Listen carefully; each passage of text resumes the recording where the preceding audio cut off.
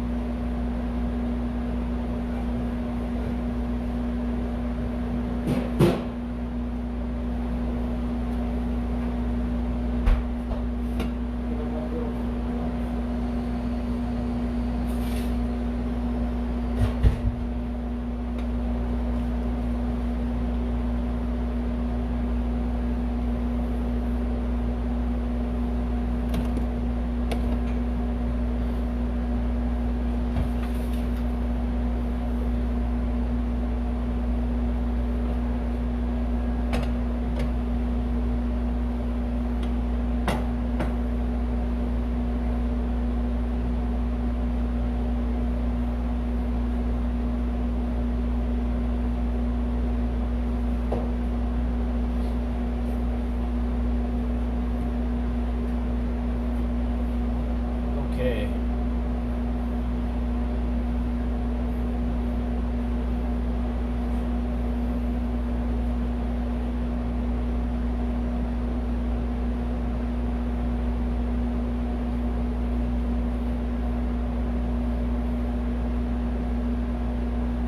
All right, good afternoon, everyone. So I'm doing a live chef demo, part of a series with the American Indian College Fund weekly series.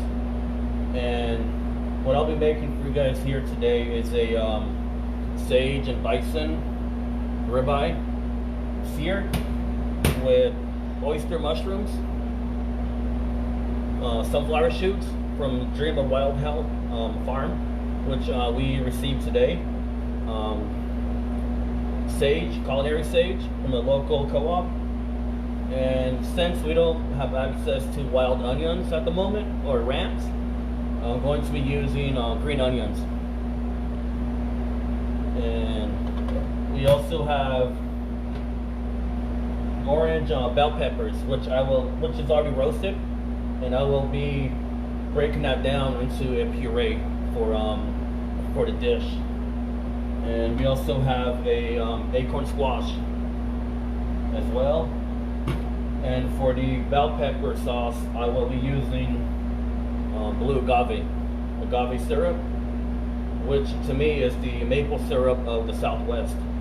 You know, with the indigenous people and tribes in the Midwest into the East Coast and Canada, you know, they use maple syrup, but the Southwest down to South America, we use agave as a natural sweetener.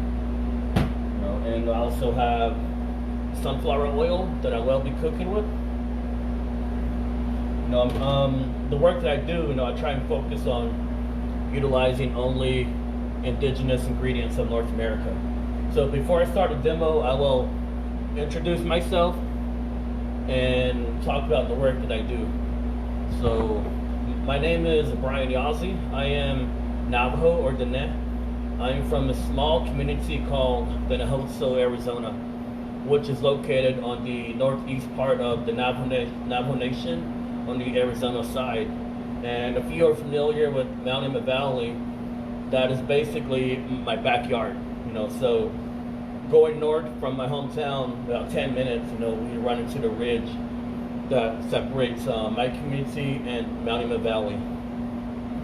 So that's where I'm from, a small community, and I currently reside in St. Paul, Minnesota. I'm a 2016 graduate of St. Paul College, Culinary Arts. And how I got into cooking was at the age of 7, helping my mom in the kitchen, being a single parent, coming home working as a dorm aide or dormitory aide, and working 12, 18-hour shift. And instead of coming home to relax, she would go straight into the kitchen, and start cooking for us. Myself and 8 siblings. So one day, early 90s, at the age of 7, back then we had gargoyles or Power Rangers, that was popular back then. And I remember watching an episode of Power Rangers and going back and forth with gargoyles. And my mom came home, and I thought she'd come and sit on the couch, spend time with me, or, ask how I was doing, but my siblings were out, old enough to be out on their own, or some were out playing with their friends, and she went straight into the kitchen. She started cooking. And the curiosity that brought me into the kitchen one day at the age of 7 was the knife tapping on the cutting board and the aromatics coming from the kitchen. She was making a beef stew or soup, and she had potatoes cut up. She had the carrots, the celery in the soup, and she had the beef in the soup. She was cutting up potatoes. So I wasn't old enough to help her or learn, the knowledge of using a knife.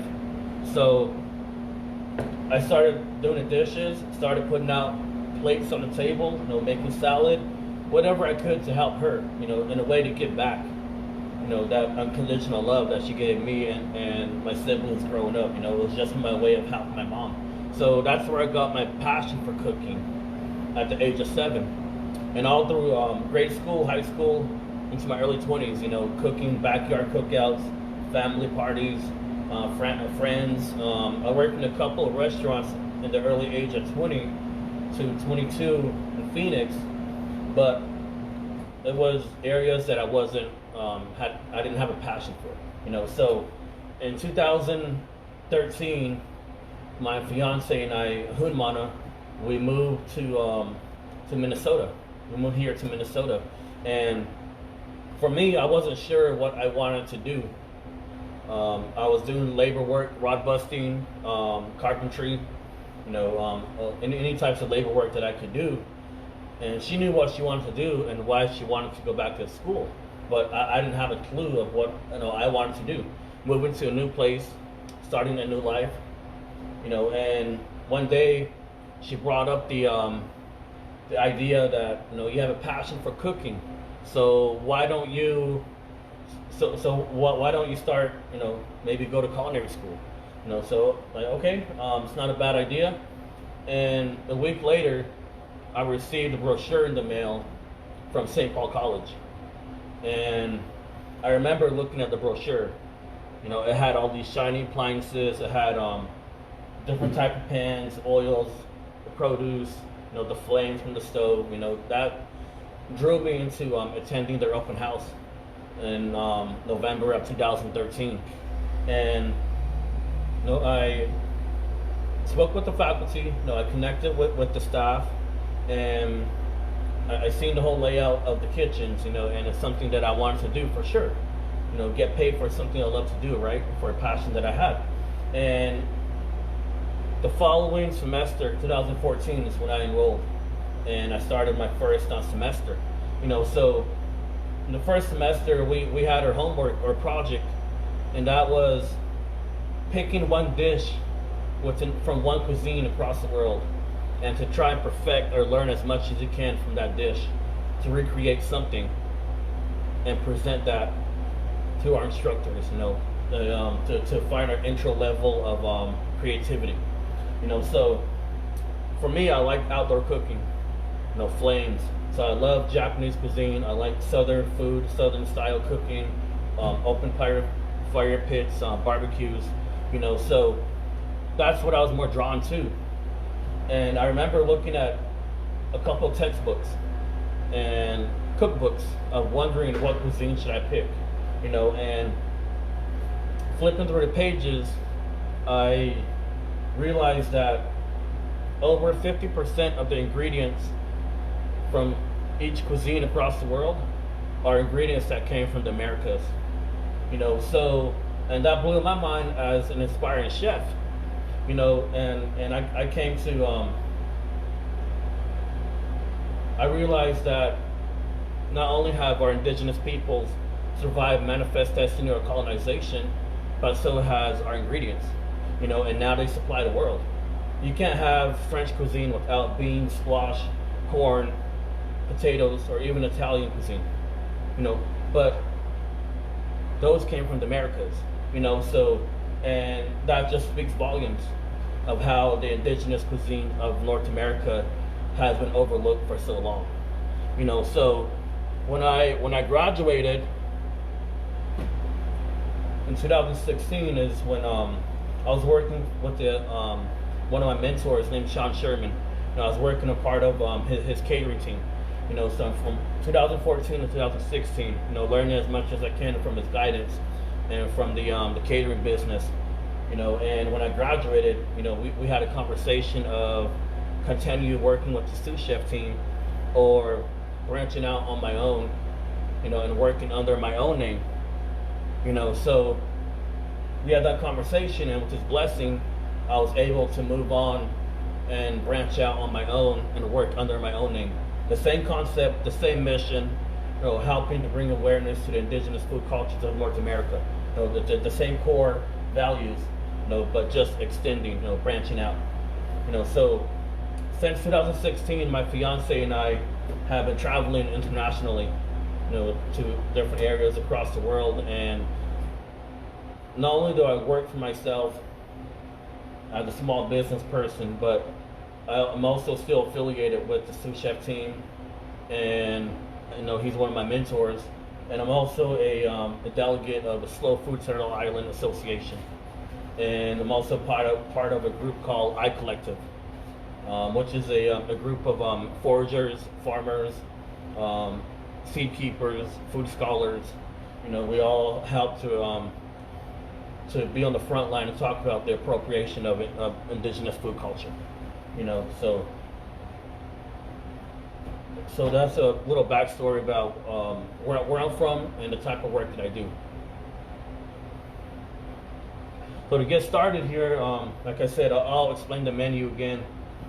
We will be doing a sage seared bison ribeye from a local co-op, and we'll be having that with a sunflower sprouts from Dream the Wild Health Farm, which arrived yesterday, I believe. And we have oyster mushrooms from the local co-op.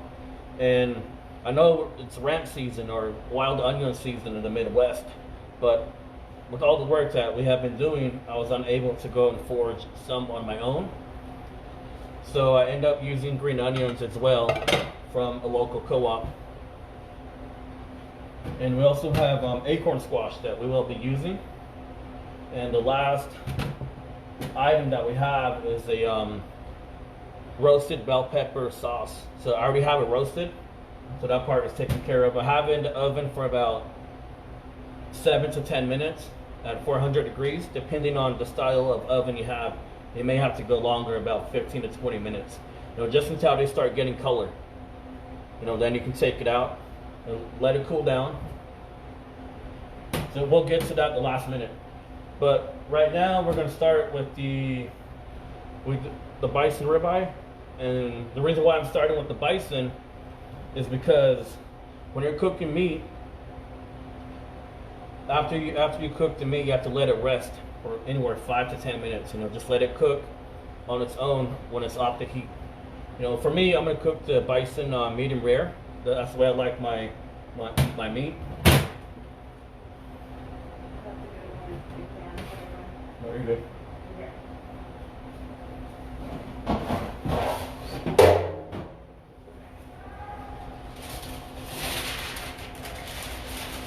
As you can see, I'm working out of a working kitchen. We're at the Minneapolis American Indian Center in the Gatherings Cafe, and what we're doing here is we're feeding the elders, South Minneapolis community, about anywhere from 100 to 120 elders daily, 5 days a week, from Monday through Friday. You know, and we have been receiving a lot of positive feedback from the work that we're doing. You know, as a chef. I was home about a couple of weeks, you know, and not having any symptoms or any sickness. You know, as a chef, as a servant to the community, I wanted to give back. You know, find ways to help the community. You know, and my way of doing that was reaching out to the Minneapolis American Indian Center. I'm reaching out to the executive chef here, who's Ben Shindu from New Mexico. And, you know, I asked, are you guys still open? Do you guys need help? Or if you guys are shutting down, will you guys be using the ingredients to feed the elders? You know, whatever I can help with, I would like to do so. You know, so he connected me with Mary Lagarde, who's the Minneapolis American Indian Center's director. You know, so we had a meeting 4 weeks ago, you know, when we started, and she had received a grant from Blue Cross Blue Shield, Minnesota, to start out the project, and she was just looking for someone who can help start, you know, feeding the people, you know. So and I gave my help, I gave my offer, and the following day we started cooking, you know. So now we feed anywhere. Right now we're probably about 7,500 meals that went out the past 4 weeks. And for Minnesota, the peacetime emergency or stay at home was until May 4th, but now has been extended to May 13th. So now we have to look ways to receive funding to keep our project going. You know, so I'm gonna move I can smell the peppers.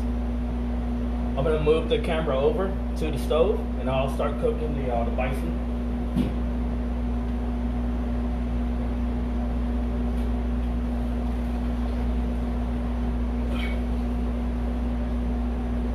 So as you can see, I'm using a couple stacks of pans to hold my camera.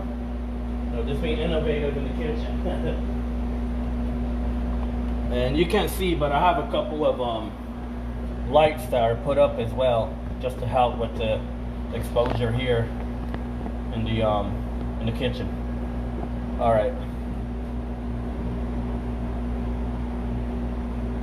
So now I have the flames going.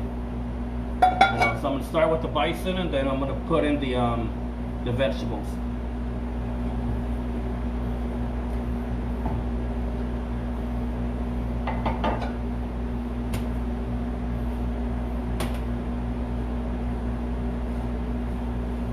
You know, this recipe is something you can definitely do at home. You know, if you don't have bison, you know, you can use beef, you can use chicken breast, you can use duck, you know, you can use pork chops, you know, whatever you have available, you know, at home. But I just happen to have access to bison, and I was able to use that. So I'm gonna add a couple of pinch of salt and pepper on each side of the bison. And it's a lean meat, and the meat is not as big. You know, it's about ½ an inch. So this will take at least anywhere from 2 minutes to 4 minutes tops to cook. So like I said earlier, I like my my bison or my meats medium rare.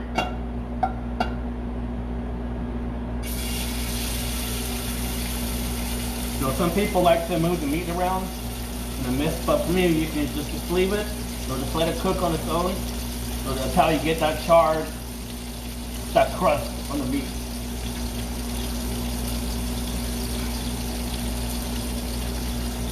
So once I flip that over, you know, I'm gonna add the sage, and I'm gonna use that to help cook and give the bison flavor at the side, using pepper and salt.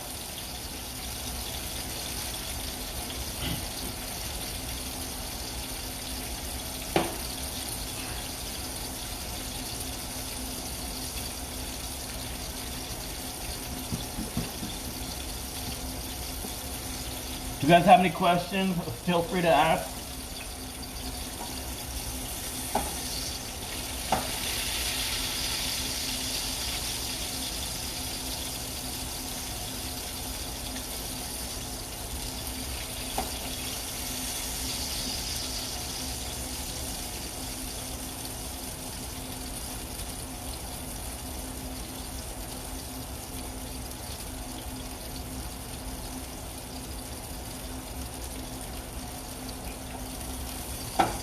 I'm just moving the oil around, you know, just letting it cook all sides.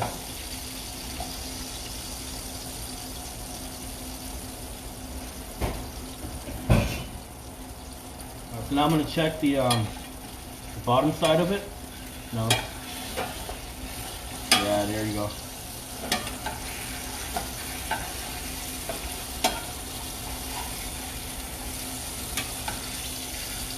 Almost there.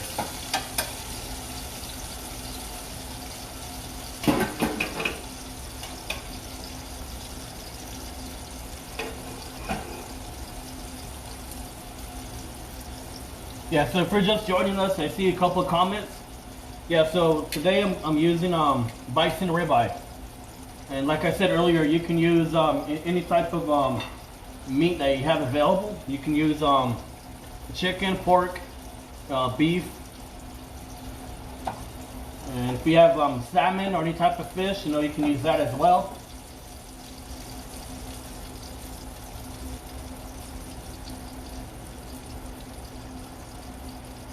Yeah, so what I season this with is just salt and pepper for now. Then I'll be adding sage at the end to give it that flavor.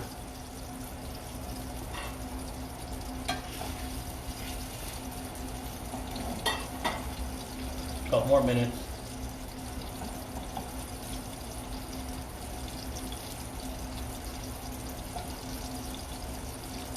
So with the cooking that I do, I don't use chicken, pork, beef, dairy, and gluten. You know, so it's just bringing a healthier perspective to our indigenous food culture.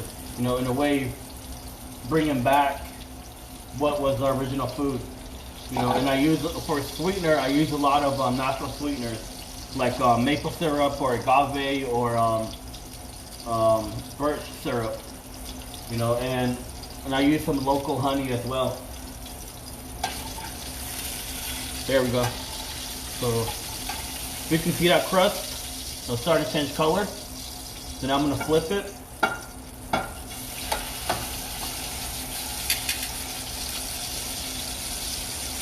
And I'm going to add the sage right on top.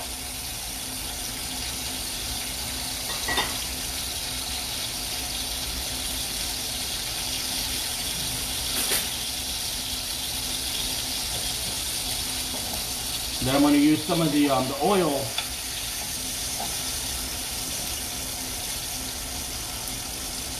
to pour onto the sage, you know, and to give it some more flavor and to help the sage cook as well.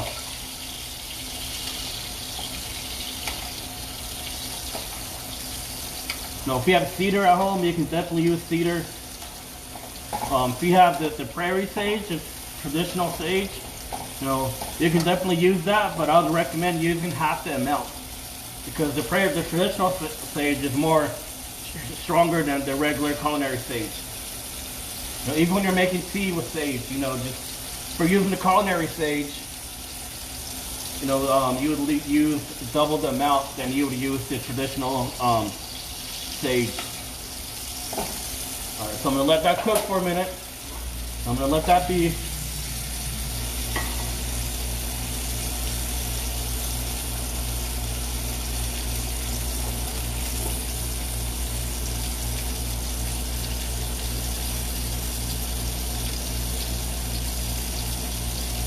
Can you guys see the pan?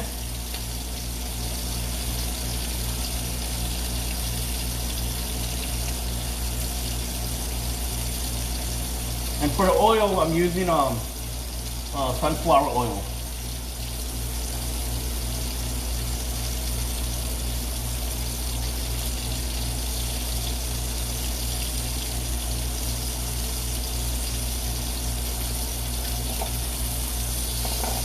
Are you guys able to see the two pans I have here? Okay, great. It's almost done. So it's a lean cut and it's a small piece of meat, so it's cooking really fast.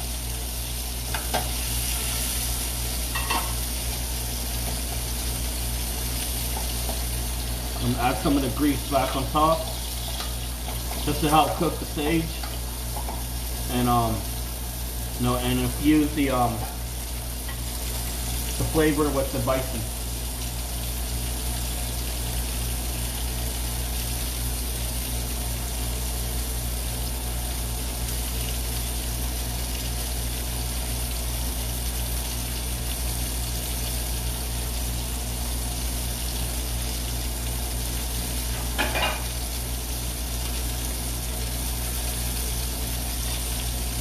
All right, that should be done.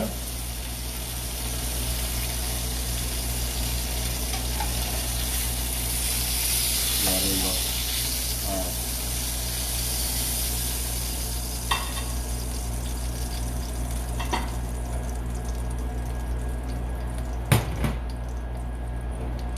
All right, now I'm gonna move the camera back to where we first started.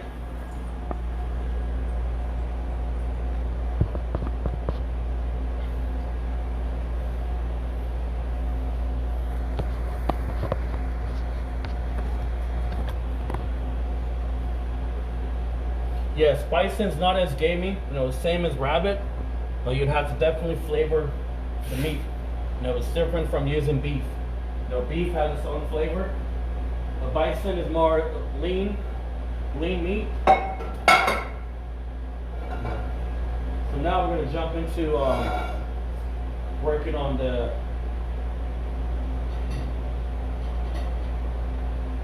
vegetables. So,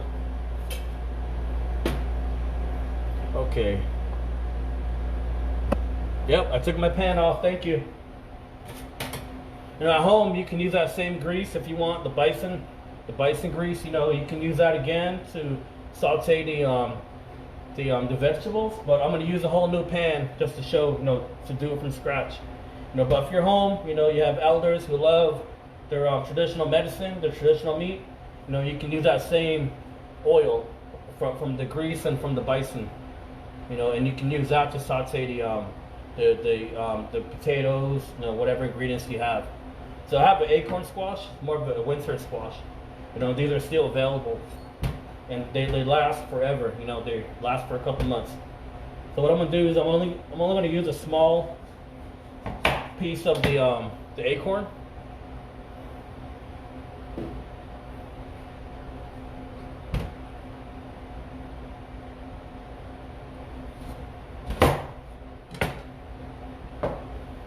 So I'm gonna cut this up like the size of a steak, you know, the same size as the bison ribeye.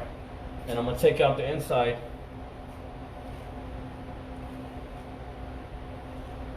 It's good to use a spoon. Take out the inside, you know, take out the seeds. You know, depending if the, you know, if the if the produce is organic, you know, you can definitely save the seeds. You know, start your own, you know, your own farm, small farm at home. You know, so I'm using the acorn here is what I'm gonna start cooking before I use these ingredients. And make sure my fire is going. So what I'm gonna do is I'm gonna cut a couple of cuts on top of the make a couple of cuts on top of the acorn. You know, as a chef and as a foodie, you know, I like the presentation of food before I start eating it. You know, and that's anyone. You know, eat with our eyes first. You know, so that's what I'm doing here, just to be more creative and have more color. So I have that ready, and that's gonna go first. Then afterwards we have the oyster mushrooms. During this time of pandemic, you know, majority of us can't go out and forage, you know, like we usually do. You know, so for me, we purchased this from a local co-op. Then we have green onions here. We're going to use as well. Let's cut off the ends. And I'm going to save this part, so I'm only going to use what we have here.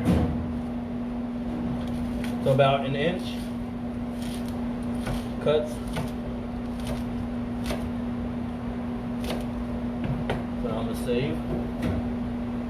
So now we have the ingredients that we're going to be cooking next.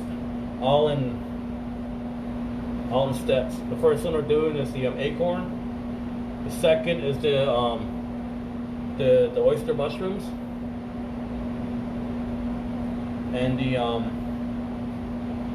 last is the green onions. And I have the bison here. You know, it's resting. It's cooling down. As you can see, some of the blood is coming out, which is okay.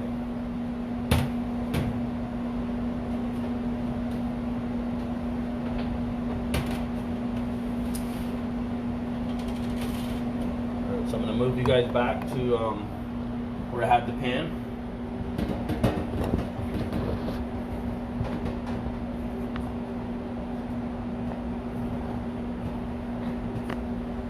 There we go.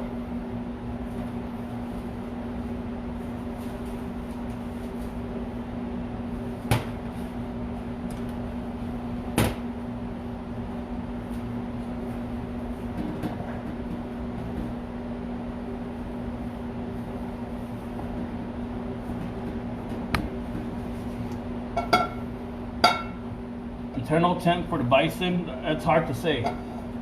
You know, as the meat is lean and it's not as gamey or as, you know, tough and flavorful as it is for like beef. You know, so I would say probably anywhere between 120 to 135 if you like it medium rare or medium well. Then from 135 on up will be well done. Alright, so that's ready to go. I'm going to put down the cut sides down, the acorn squash. I'm gonna move the oil around just to get all over the all sides of the acorn.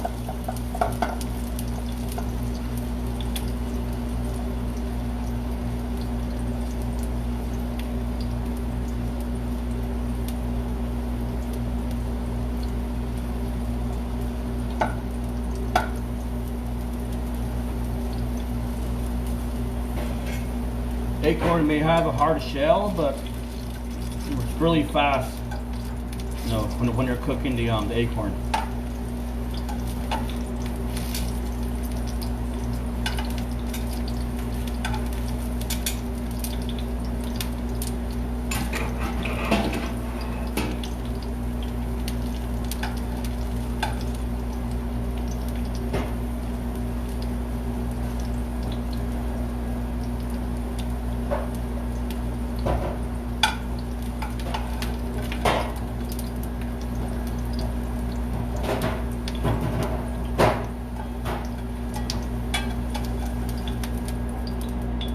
Almost there. I'll show you guys. It's starting to get color, and the cuts that I made are starting to split open. You know, so to give it that that colorful presentation when we're ready to plate.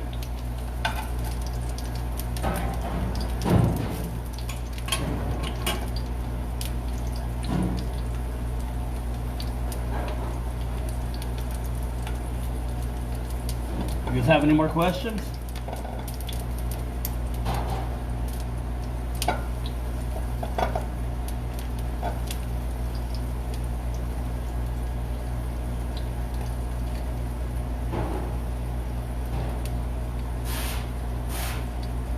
Alright, so now I'm going to flip the squash over.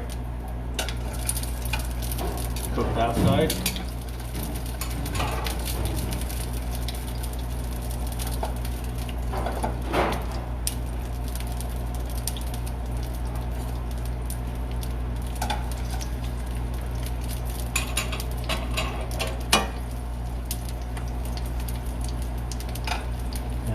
So as you can see, I keep moving the squash while it's cooking, and that's because it has a lot of sugar content. You know, so I keep moving it so it does not stick to the bottom, even though there's grease in the pan.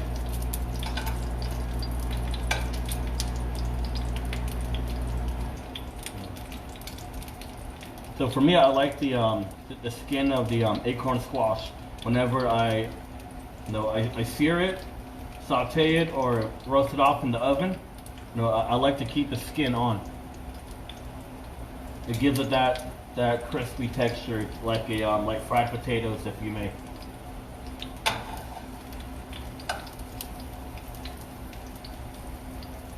But it's almost done. Yeah, it's getting soft right now, so I'll give it about 25 more seconds. You know, now we'll take that out, and then we'll focus on cooking the mushrooms. And I know that we posted a recipe online, and I don't know if any of you guys are cooking alongside us, you know, or if you just wanted the recipe, you know, you can start, you know, your own type of style. You know, you can use butternut squash, you know, cut it into a disc, and you can cut, you know, slits on top as well. Or you can use spaghetti squash. You know, roast in the oven, you know, bake it off, and take out the insides of the squash. You know, you can use that in place of using acorn or butternut.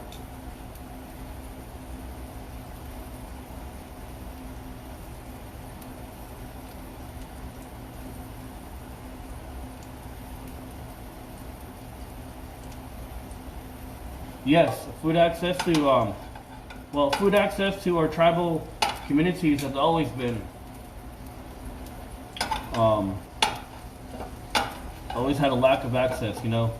When I started cooking and traveling to tribal communities, you know, I as a chef, you know, I noticed that most tribal communities are still in third world poverty status. You know, meaning 80% of tribal communities still rely on rations, on government rations.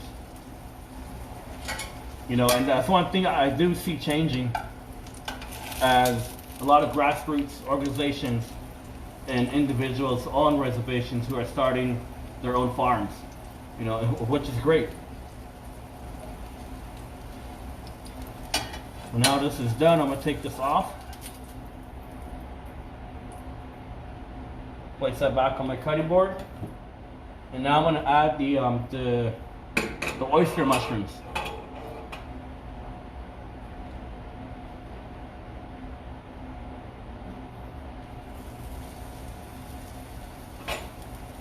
I love mushrooms, you know, in any types.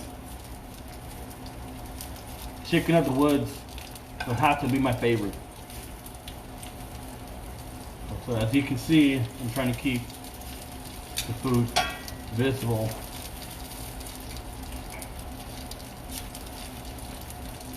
As you can see, I'm not adding a lot of salt to the dish.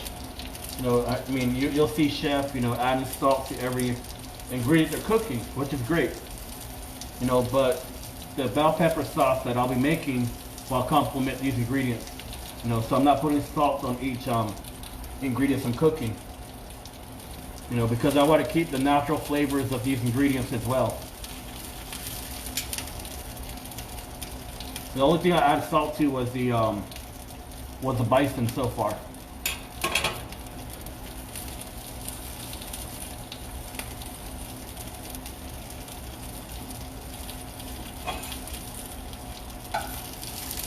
Yeah, starting to change color now. Yeah. I'm not going to overcook the mushrooms. I want to still have some texture in the mushrooms, you know.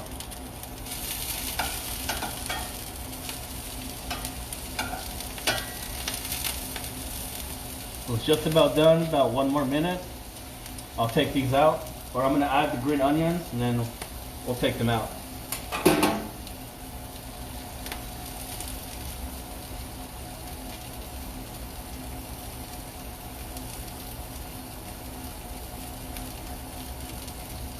Yeah, I mean, if you don't have access to bison or mushrooms, you know, you can use pork chops, you can use chicken, you know, you can use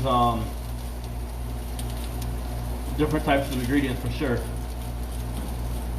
And mushrooms, you know, you can substitute that. You can add whatever vegetables you have, canned corn, you know, canned beans, and whatever you have available will definitely work.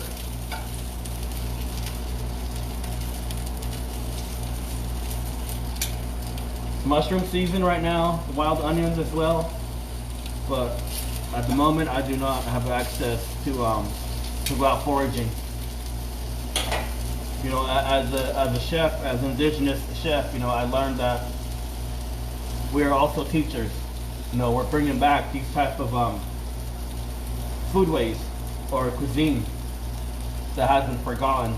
You know, and we're being creative with that. And the philosophy that I have is cooking in 2 worlds. So ancestral knowledge with modern techniques. You know, and for me, I call that walking in 2 worlds as well. You know, having that knowledge of our history and being innovative, looking into the future.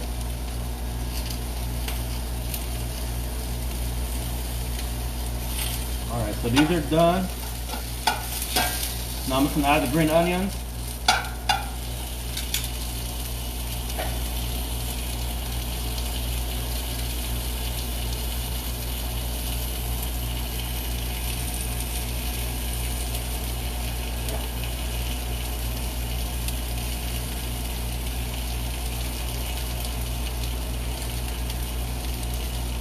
Now the green onions in here.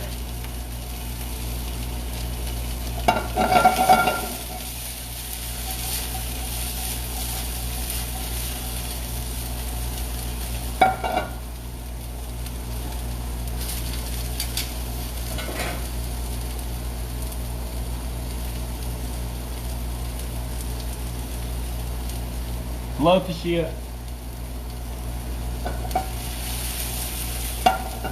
Sear Hart, who just commented, she's one of my colleagues and one of my friends. You know, she's one of my mentors as well as an ethnobotanist.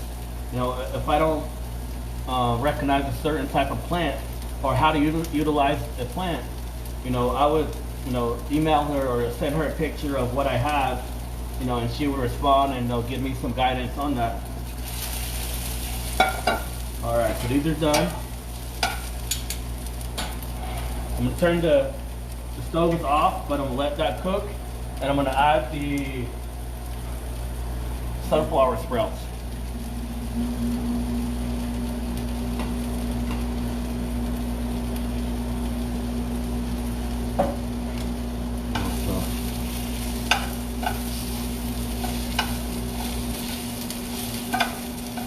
And as you can see, I don't have gloves on. And the reason for that is because I will be eating this dish myself. But if I was to share it or serve it to someone else, you know, of course, even during this pandemic, you know, I'll have a mask on and I'll be wearing gloves.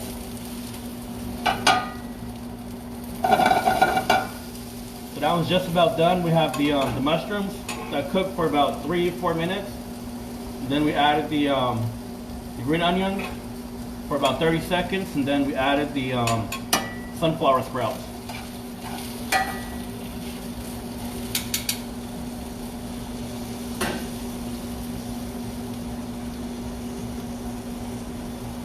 All right, so now I'm gonna move the camera back to where we were before, and I'm gonna start working on the bell peppers.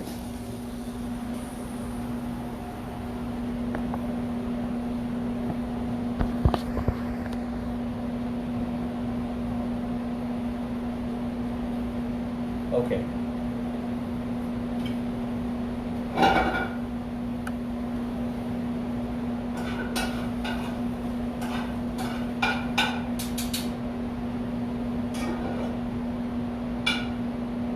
So the veg is done, the mushroom is done.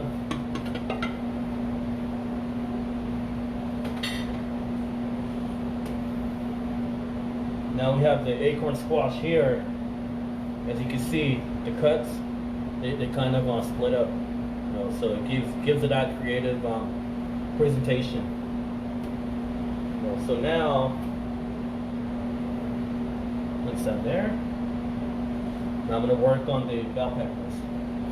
You know, now you can definitely, just like you're doing the green onions, green chili, you know, you can definitely take out the outer layer, you know, but I won't do that here. I like the rustic look when I'm making a sauce.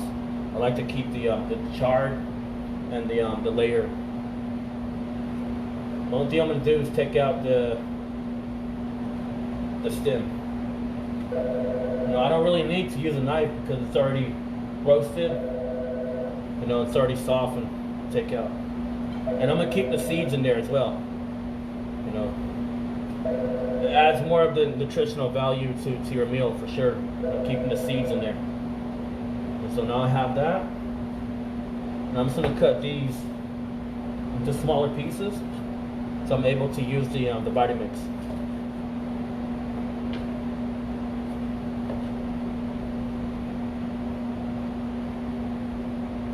Yes, sunflower sprouts. You know, you can use whatever greens you have. You can use spinach, you know, whatever salad greens, you know, you can definitely use that. Whatever you have available.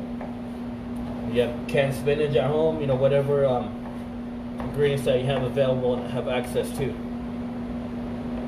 know.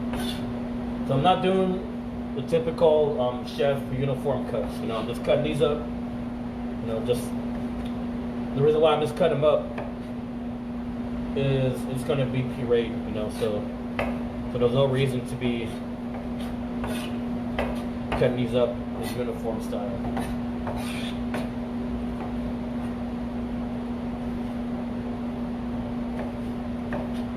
So I have this roasted for about, like I said, with the oven that we have here in the kitchen, it took only about 7 to 9 minutes tops, you know, to cook the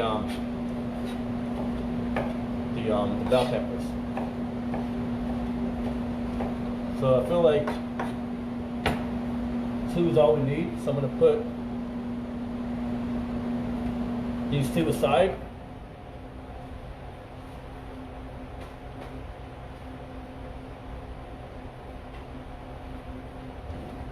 And we're going to put these on here, and then we're going to use the Vitamix here. So, I mean, in the beginning, I felt like I should have made the sauce before I went live, because I didn't know how the interaction would be with the sound of the Vitamix. But then again, you know, I feel like, you know, it'd be great to show everything from start to finish. You know, so what I'm gonna do is I'm gonna take my cutting board. I'll come back with a new one.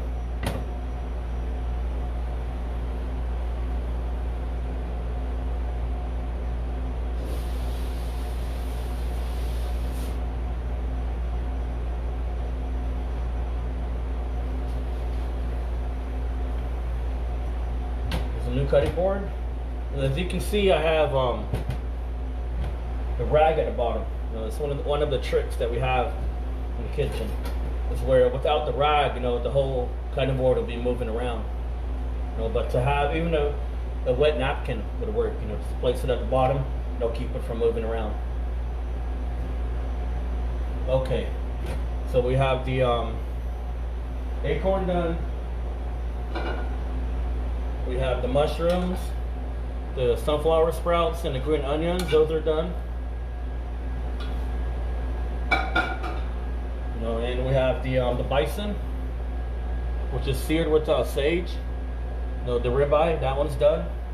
I like mine medium rare, so you'll definitely see some red in there. And what I used to cook the ingredients with was sunflower oil. You can use whatever oil you have, but today that's what I use. And to blend the bell peppers, I like it kind of sweet, so I'll be using blue agave and just a bit of salt, and I have some water here, and I have a little bit of apple cider vinegar in the water just to give it some flavor with the bell peppers. And if you're not into vinegar, any type of fermented type of flavor, you don't have to use any type of vinegar. You can just use the water itself. Or if you have vegetable stock, or I can even use the grease from the bison, and add that to the bell pepper sauce. So whatever you have around. So the first thing I'm going to do is I'm going to add these ingredients. But before I do that, I'm going to bring the Vitamix or blender, whatever you want to refer to. So we have that here.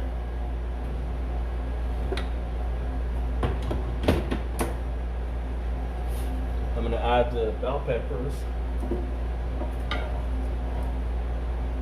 You can definitely use raw bell peppers, but the color won't pop as much as you're doing using cooked and roasted bell peppers. So I've added some salt and black pepper to it.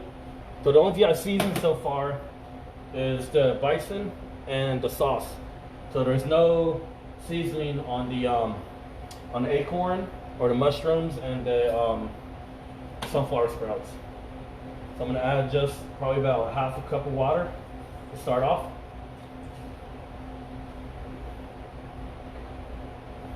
And this might get a bit loud.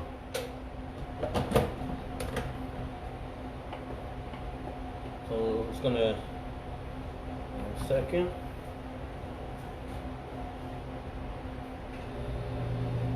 All right, here we go.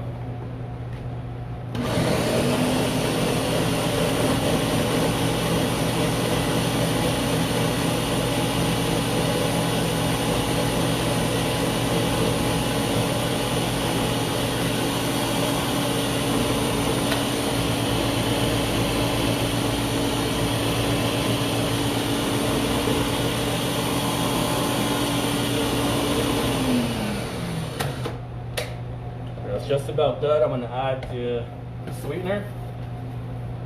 Can bison be purchased online? Yes. I'd recommend reaching out to tribal bison farms. There's about over a dozen tribal bison farms you can find across North America into Canada. Before reaching out to organic bison farms. And just make sure that you are supporting bison farms that are strictly just bison. Because I'm saying that because nowadays you have the hybrid that you would call beefalo that you get at most casinos and most franchise restaurants. You get the beefalo instead of getting bison. So that's between beef and bison that they combine. So I added the agave to the Vitamix.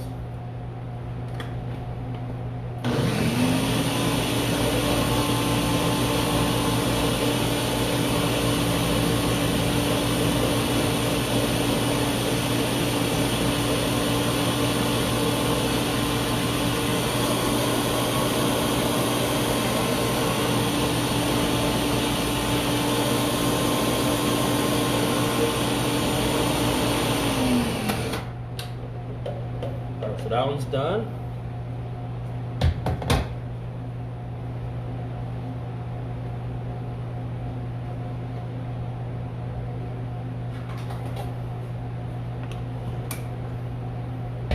So now I have the sauce here.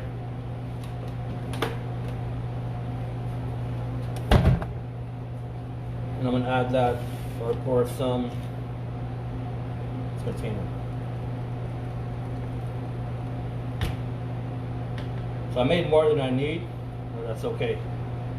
We can definitely use this to, to put into the menu to feed our elders on Monday.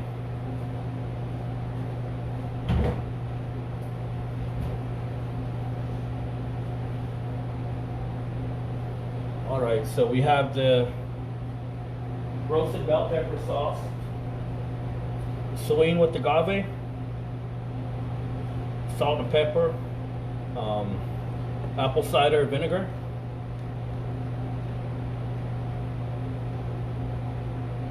so like I said, I like my sauce that I'm making, I like it rusted, so I kept the skin on, so it has a different texture than you would do if you took the skin off, so.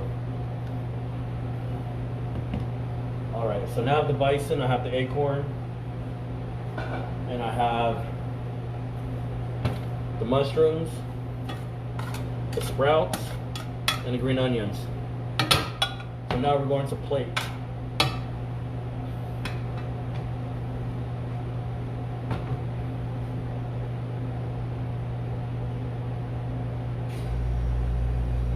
Thank you for the shout out for the South Dakota bison company. That's good. And there's also a bison farm on the Standing Rock Reservation.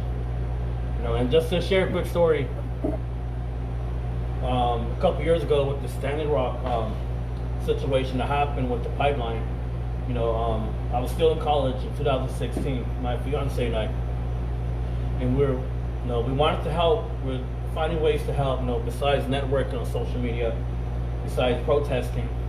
We felt like we could do more. So in 2016, in November, I believe November, we took our first trip to Standing Rock, and it was an experience. Going through the cattle guard, getting welcomed in by security, and the thing that they told us was welcome home, and that was our first time coming to camp. And it felt good, seeing different nations, the diversity, the allied support from non-natives. It was beautiful to see that. But then again, as a chef, it brought this ancestral memory that I learned about, that I started seeing. Our first day at Standing Rock was, as a chef for me, was to look at the kitchen and to check out the pantry tent. So, and I remember walking to the pantry tent. The left side of the pantry was flour and Crisco. And the right side was canned food, ingredients, dried ingredients. And for some reason, I thought about my Diné or Navajo ancestors who went through Lente, or the long walk. I felt like, okay, maybe this is something that they've seen. These foreign ingredients that they didn't know how to use. And that's how fry bread came about. So with the 1850s, 1860s, with the long walk, fry bread came about from that time. With the Navajo ancestors, combining whatever ingredients they had, and developing something that is still a staple to this day.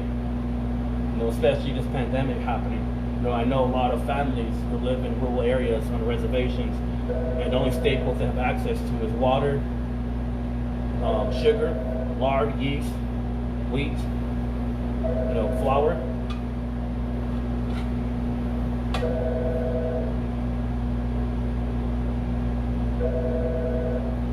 One more allied bison company I'll recommend is Jackson Hole Buffalo Company.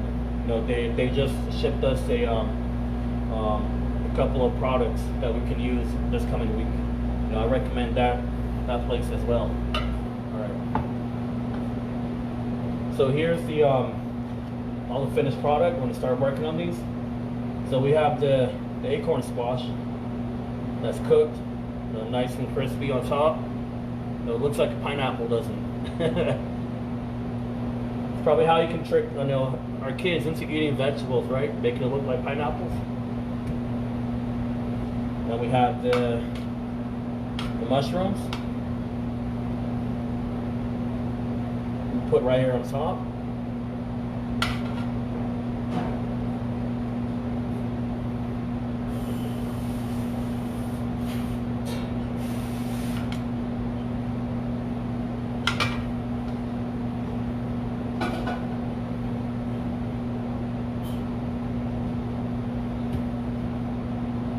So as a chef, as a cook, it's all about presentation, especially when you're feeding people. So now, we'll put this aside for a bit, and I'm gonna cut the bison. If you guys can see, bring this down a bit. There we go. All right. Here's the bison.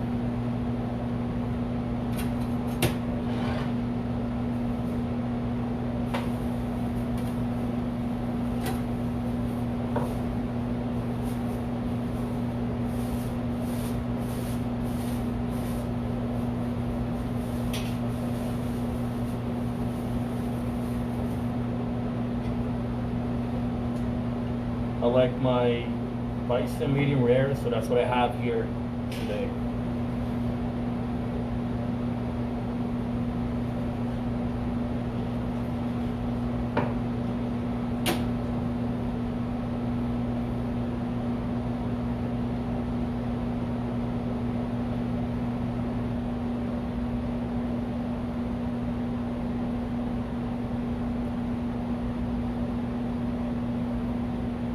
There's a bison.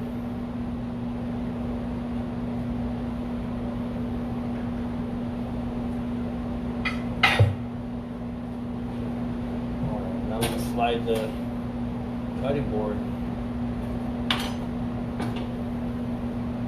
I'm going to add before I add the bison, I'm going to add the sauce.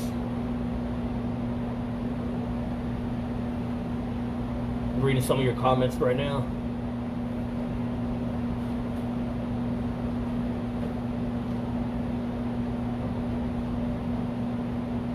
Yes, during this pandemic, we're doing what we can to stay active, keep the circle of food sovereignty going, just using what we have in our kitchens.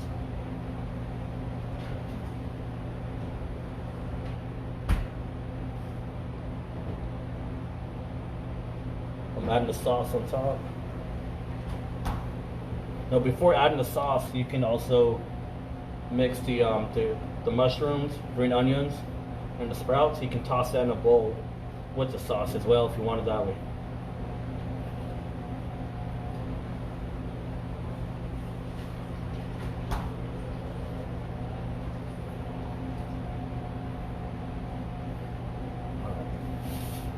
So now we have the. I'm bring my camera down. So we have the acorn squash that had cuts before I seared that. Then we have the mushrooms, the sunflower sprouts, and the green onions. And here we have the bison. Medium rare, so that's how I like my bison or my meats cut. All right.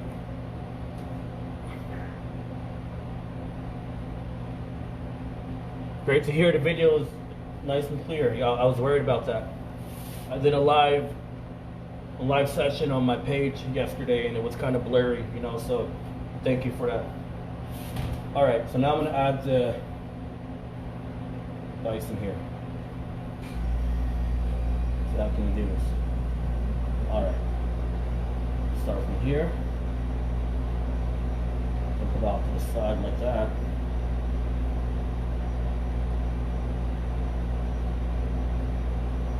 For cooking at home for a large amount of people, for families, you can definitely put these on platters. They can pick what they want. Now, some of us might be vegetarians. Some of us might be allergic to a certain type of like red meat. So you don't have to add the red meat. You can use chicken. You can use tofu. Whatever you like. I know my grandma would be mad at me for cutting out the fat. But to me it's about presentation as well. So I'm cutting the fats off.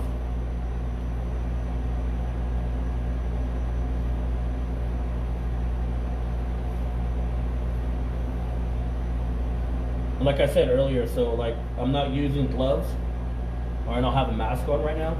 It's because I'm in an area where I'm safe to do so, and I'm the only one that's gonna have access to eating this food, not anyone else. But if I was cooking for someone, like we are cooking for elders, I'd have a mask on, and I would wear gloves. But besides that, when you're in the kitchen as a cook or as a chef, we're constantly washing our hands. We're always wiping our hands. We have bleach water or any type of soap that we have in the kitchen that we use to keep wiping your hands and taking off whatever bacteria that we may have on. So we have that. I'm going to add just a bit of salt to this.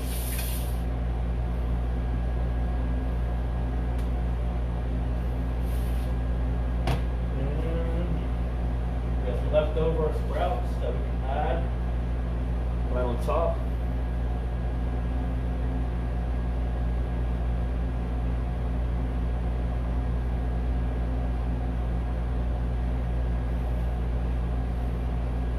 So that's what we have for you here today. It can be a quick meal if you have everything ready to go, or if you have people helping you in the kitchen. All this can be done within a 15-minute time.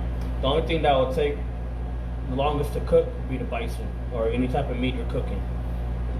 The vegetables, those will be done quick. Now, I recommend using medium to high heat for the bison if you want that sear, that color. Or if you want to do something like pulled pork, I would recommend searing the bison and then placing it in a pan, just a bit of water or vegetable stock or the juice from the bison, and place it into the oven for about 3 to 4 hours at 200 degrees. That way when you take that out, you have a nice and soft roast. So that's what we have for you here today.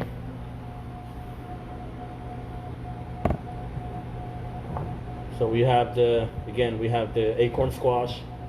We have the sunflower sprouts, the oyster mushrooms, green onions. I don't have access to ramps or wild onions at the moment, so I'm using green onions in place of that. And we have the roasted bell pepper sauce on top that was seasoned with salt, pepper, agave syrup, and water, and apple cider vinegar.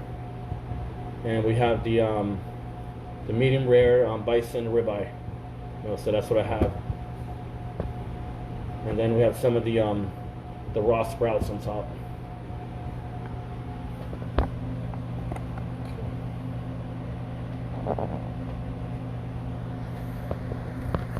Great to hear that I have inspired some of you. That's great. That's great to hear.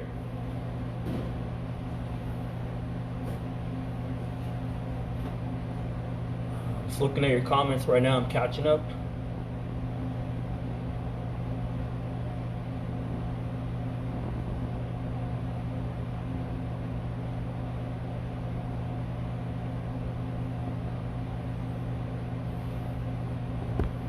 You guys have any more questions? No, I'll probably give about 5 minutes for a little Q&A.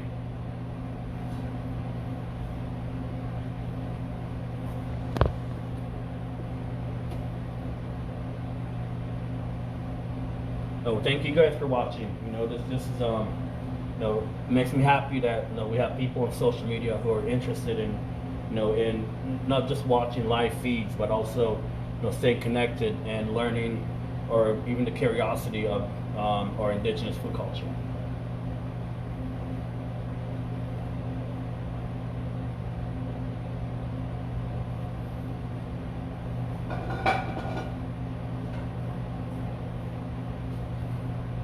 So for today's menu, we cooked earlier for the elders here in South Minneapolis, and we made a feta cheese polenta.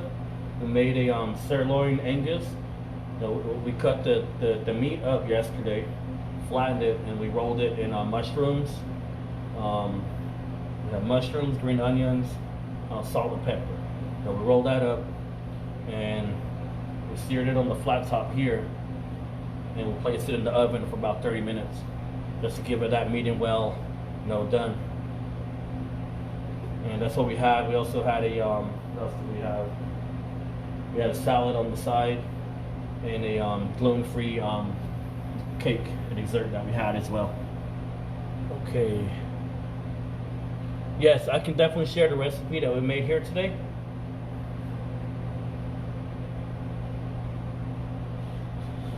My favorite cut, I would say ribeye. I love ribeye. Whatever it may be. But I like bison ribeye. It has a bit more of a gamier taste than any other cuts.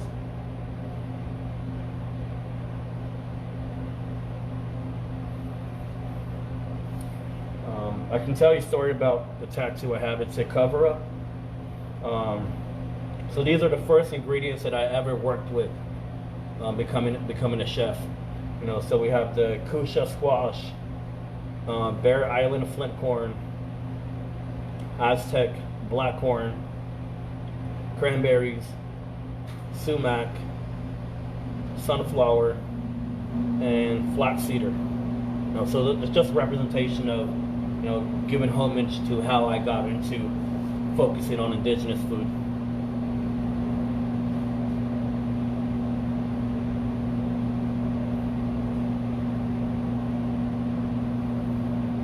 Okay, if we don't have any more questions, I can wait a minute, see if you guys have anything else you would like to add or share.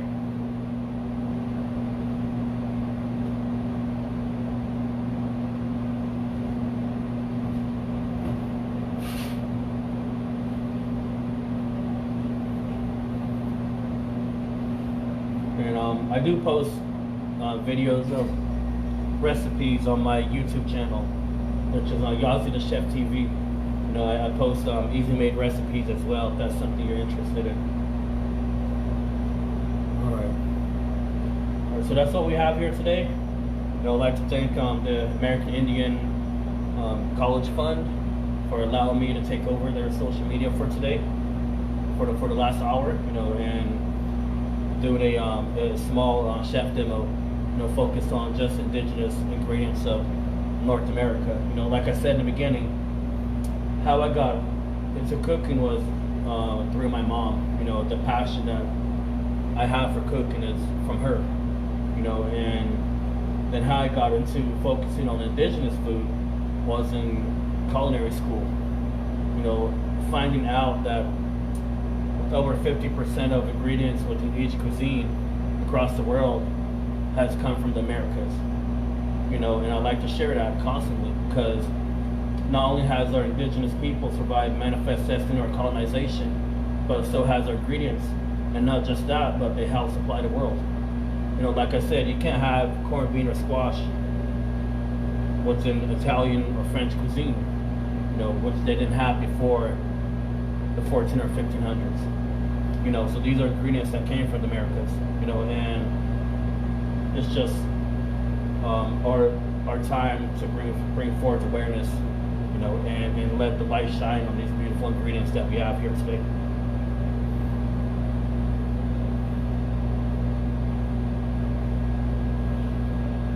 Thank you all for watching as well. I appreciate it.